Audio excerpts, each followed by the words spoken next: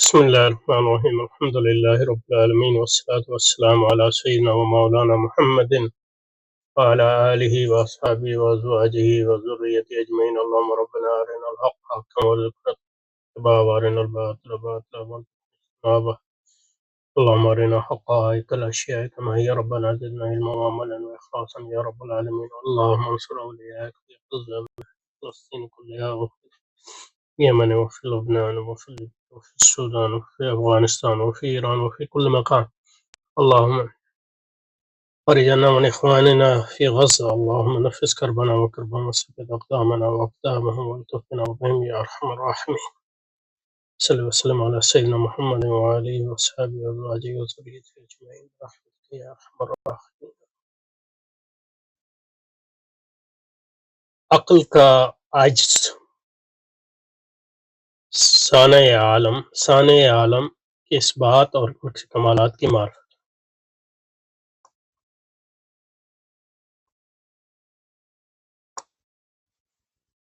یہ حضرت مجد صاحب کے مکتوبات سے اقتباس ہے. اس میں اس اللہ کا شکر ہے جس نے ہم پر انعام کیا اور ہمیں اسلام کی طرف رہنمائی کی اور محمد صلی اللہ علیہ وآلہ وسلم علیہ السلام کی امت میں بنایا. یہ انبیاء علیہ السلام دنیا والوں کے لیے رحمت ہیں. بنایا انبیاء علیہ السلام تسلیمات دنیا کے لیے رحمت ہیں، کیونکہ حضرت حق سبحانہ و تعالی نے ان حضرات کی بعثت کے ذریعے ہمیں ہمیں ناقص عقل والوں اور عاجز فہم رکھنے والوں کو اپنی ذات و صفات کی خبر دی.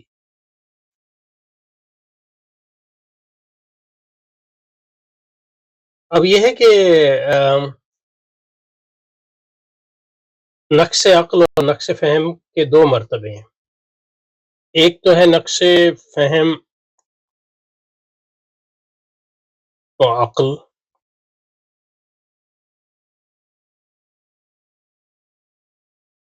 جو نقص ہے، یعنی نقص تو اس کو نہیں کہنا چاہیے، مطلب یہ ہے کہ یہ وہ ان کی فطرت ہے. تو یہ ہمارے تصور عقل و فہم میں نقص ہے، نہ کہ عقل و فہم. تو عقل و فہم تو وہ کام کرتے ہیں جس کے لیے وہ بنائے گئے ہیں. اگر ہم ان سے وہ کام لیں جس کے لیے وہ بنائے نہیں گئے ہیں تو اس کو ہم نقص کہہ سکتے ہیں، لیکن وہ نقص ہمارے استعمال میں ہے اور ہمارے تصور عقل میں ہے. تو یہ ایک بات. دوسری بات یہ ہے کہ فہم و عقل میں نقص تو ایک ان معنی میں ہو سکتا ہے کہ ان کا دائرہ عمل جو ہے وہ خدا تعالیٰ کے ذات اور فہم کے ادراک کے لیے ناکافی ہے. یہ نقص جو ہے، اس کو اگر آپ نقص کہنا چاہیں تو یہ فہم و عقل میں ہے فی نفس ہی. اور ایک عقل و فہم میں نقص ہو سکتا ہے کہ مطلب ہم بحیثیت انسان جو ہے ہماری عقل کتنی پروان ہے. تو ظاہر ہے ہر انسان کی عقل جو ہے وہ کتنی پروان چڑھی ہوئی ہے اور کتنی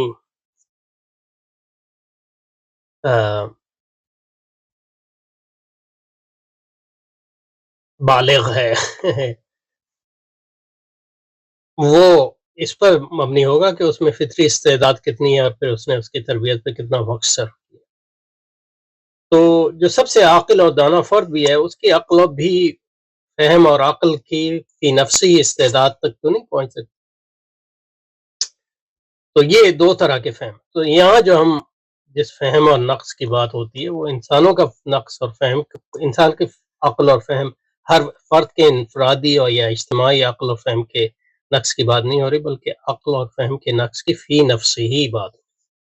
ان کی اپنی فطرت میں اور استطاعت میں کیا حدود ہیں، اس کی کیا حدود ہے. یہ یعنی فرد کا استعمال میں نقص اور اس کے فہم اور عقل کی ایک فرد یا ایک اجتماعیت کے فہم اور عقل کی پہنچ میں نقص، وہ ایک الگ چیز ہے، وہ تو ہوگا ہی، اس میں تو کوئی بحث نہیں. ان حضرات کی بحثت کے ذریعے ہم ناقص عقل والوں اور عاجز فہم رکھنے والوں کو اپنی ذات و صفات کی خبر اور ہماری کوتاہ فہم کے اندازے سے اپنی ذات و صفات کی اطلاع بخشی اور اپنی پسندیدگی اور ناپسندیدگی کی چیزوں کو علیحدہ علیحدہ اور ہماری دنیاوی اور اخروی منافع مضرات کو ممتاز فرمایا، مضرات کو ممتاز فرمایا۔ اور یہی مطلب ہے جب کہتے ہیں الحمدللہ الذی ہدانا لہذا، اس اللہ کی تمام تعریفیں اس اللہ کے لیے جس نے اس طرف ہماری ہدایت کی، کہ اگر وہ ہدایت نہ فرماتا تو ہم اس کو راہ یاب نہ ہوتے اس کے لیے، کیونکہ ہمارے پاس جو ہے وہ آلات ہی نہیں ہیں اس راہ یابی کے لیے۔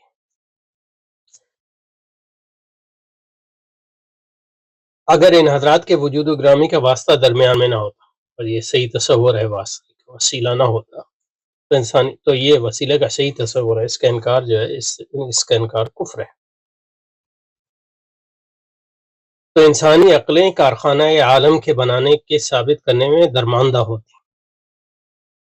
کارخانہ کا مطلب وہ فیکٹری نہیں ہے بلکہ کارخانہ ہے، یعنی عمل کی جگہ کہ بنانے والوں کو ثابت کرنے میں درماندہ ہوتی اور اس ذات اقدس کے کمالات کے پہچاننے میں عاجز ناکام ثابت ہو، کیونکہ عقل بھی مخلوق ہے اور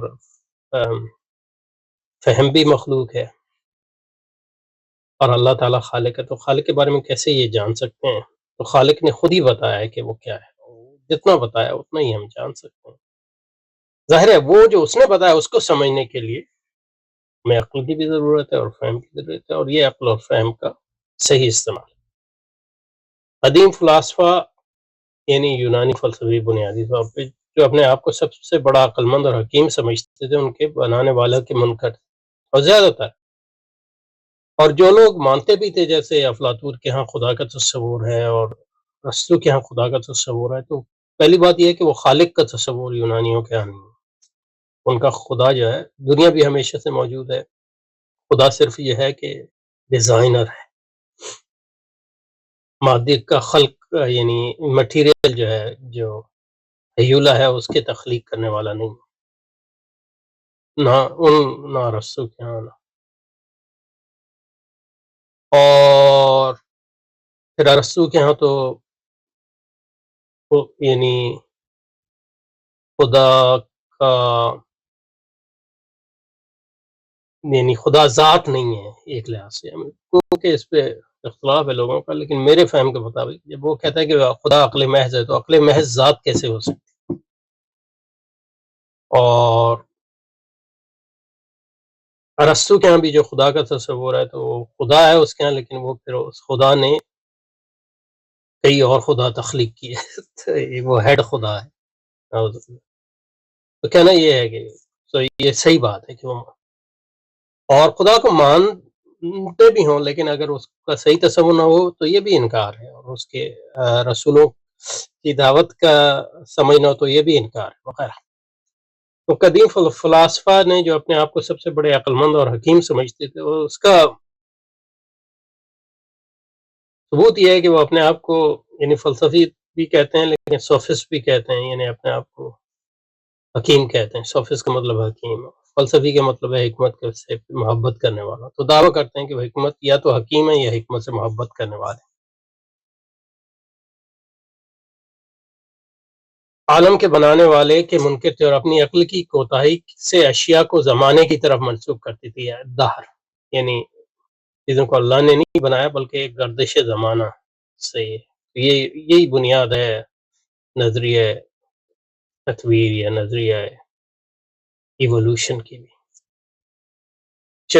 زمین و آسمان کے پیدا کرنے کے بارے میں نمرود کا مباحثہ حضرت ابراہیم علیہ نبینا علیہ الصلوۃ والسلام سے مشہور ہے، اور قرآن مجید بھی مذکور ہے۔ فرعون بدبخت کہتا تھا کہ ما علمت لکم من الہ غیر، اہل مصر مجھے اپنے سوا تمہارا کسی حاکم و معبود کا علم نہیں۔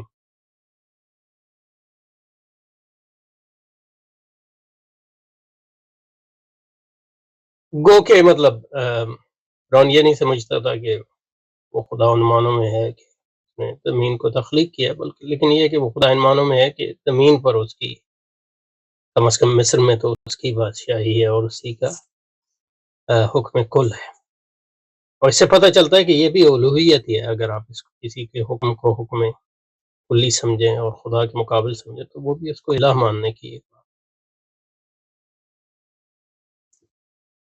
نیز اس نے حضرت موسیٰ علیہ السلام سے خطاب کر کہا لئن اتخذت الہا غیری لاجعلنک من المسجونین، اے موسیٰ اگر تو نے میرے سوا کوئی معبود و حاکم بنایا ان کو بھی قیدی بنا دوں گا۔ معبود و حاکم الہ، یہاں حضرت علی میاں معبود و حاکم جو ہے ترجمہ اس کا کر رہے ہیں، لیکن یہ دوسرے کانٹیکس میں انہوں نے موجودی پہ یہ اعتراض کیے۔ حامان سے اس نے اسی بدبخت نے کہا یا حامان ابن لی سرحن، سرحن سرحن یا سرحن چیک کرتے ہیں، سرحن ہے ریب ساکن، یہ نہیں مجھے پتا دوسری قرات میں کیا ہے، لیکن جو ہم قرات پڑھتے ہیں اس میں سرحن۔ وقال فرعون یا حامان ابن لی صرحا لعلی ابلغ الاسباب، سورہ غافر، اسباب السماوات، یہ بھی کٹا ہوا ہے بس سماوات،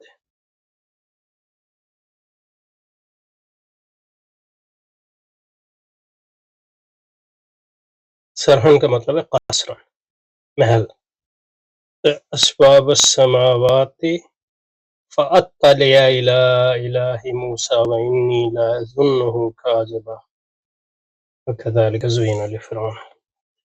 یہ یہاں سے تھوڑا میرا خیال ہے سیاہی مٹ گئی ہے، یہ کیا ہے؟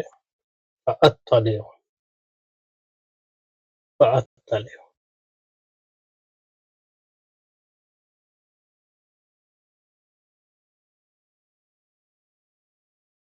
فاطلع الى الہ موسیٰ۔ ٹھیک ہے جی، تو اے حامان میرے لیے ایک اونچا محل تیار کر تاکہ میں پہنچوں رستوں میں آسمانوں کے، پھر جھانک دیکھوں موسیٰ کے معبود کو، اور میں تو اس کو خیال کرتا ہوں جھوٹا۔ خلاصہ یہ ہے کہ عقل اس دولت عظمیٰ کے ثابت کرنے سے قاصر، اور ان حضرات انبیاء کی ہدایت کے بغیر اس دولت پہ سرا کا راستہ آنے سے عاجز ہے۔ یہ ہے مکتوبات میں مکتوب نمبر 23 جلد 3۔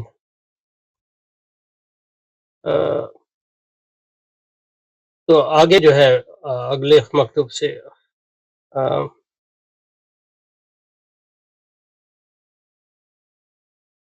اگلا موضوع شروع ہو گیا، یا اس موضوع سے متعلق ہی ہے، لیکن یہاں اس پہ رکتے ہیں انشاءاللہ۔ سبحانک اللہم، اس میں کوئی تفصیل زیادہ اور نہیں ہے۔ سبحانک اللہم و بحمدک، تو یہاں سے آگے جاری رکھیں گے انشاءاللہ، یہاں سے اگلی بار معاشر الائمہ عقلاء یونان کی بے عقلیاں۔ سبحانک اللہم و بحمدک، نشہد ان لا الہ الا انت، نستغفرک ونتوب الیک، وصلی وسلم علی سیدنا محمد وعلی آلہ وصحبہ اجمعین۔